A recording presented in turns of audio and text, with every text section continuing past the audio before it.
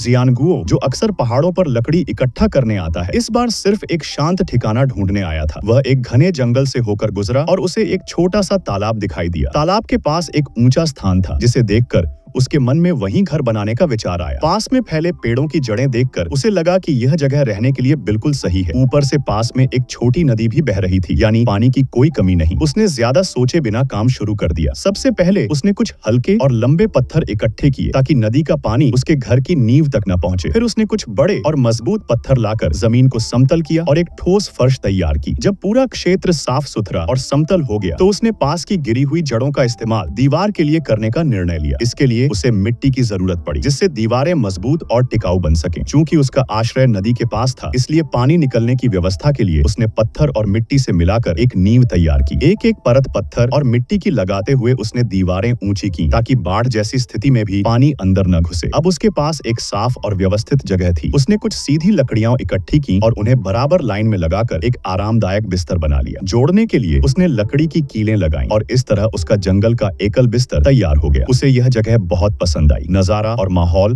दोनों ही सुकून देने वाले थे। उसने कुछ सूखी टहनियां और पत्तियां इकट्ठी की और उन्हें जलाकर अपने घर को गर्म किया। जैसे जैसे आग भड़कने लगी, धुएं की हल्की लहरें ऊपर उठने लगी और माहौल में एक सुकून भर गई। शाम हो चुकी थी, इसलिए उसने कुछ झींगे पकड़े और मिट्टी के बर्तन में उन्हें हल्का भून लिया। थोड़ी देर में स्वादिष्ट भुनी हुई मछली तैयार हो गई। पेट भरने के बाद उसने फिर लकड़ियां डाली और सो गया। सुबह उठकर उसने कुछ पेड़ों की जड़ों से मजबूत बेलनाकार डंडियां काटी और उनसे रस्सी जैसी पट्टियां बनाई। यह रस्सियां बहुत लचीली और मजबूत थी, बिल्कुल निर्माण के काम के लिए उपयुक्त। उसने इनका इस्तेमाल अपने घर की दीवारों के लिए किया। छाल की परतों को कसकर जोड़ते हुए उसने दीवारें बनाई, जो न सिर्फ सुंदर थीं, बल्कि कीड़ों और ठंडी हवा से भी सुरक्षा देती थीं। कुछ ही समय में उसका पूरा घर तैयार हो गया। बाहर से देखने पर यह सचमुच एक छोटा कद्दू घर जैसा दिखता था। दरवाजा भले ही साधारण था, लेकिन सुरक्षा के लिहाज से बहुत मजबूत था। 2 दिन की मेहनत के बाद उसका प्यारा घर तैयार हो गया। इस खुशी में उसने खुद के लिए एक स्वादिष्ट मछली का सूप बनाया। नदी किनारे सब्जियां धोकर ताजी मछलियों के साथ पकाकर उसने एक शानदार भोजन तैयार किया। यह थी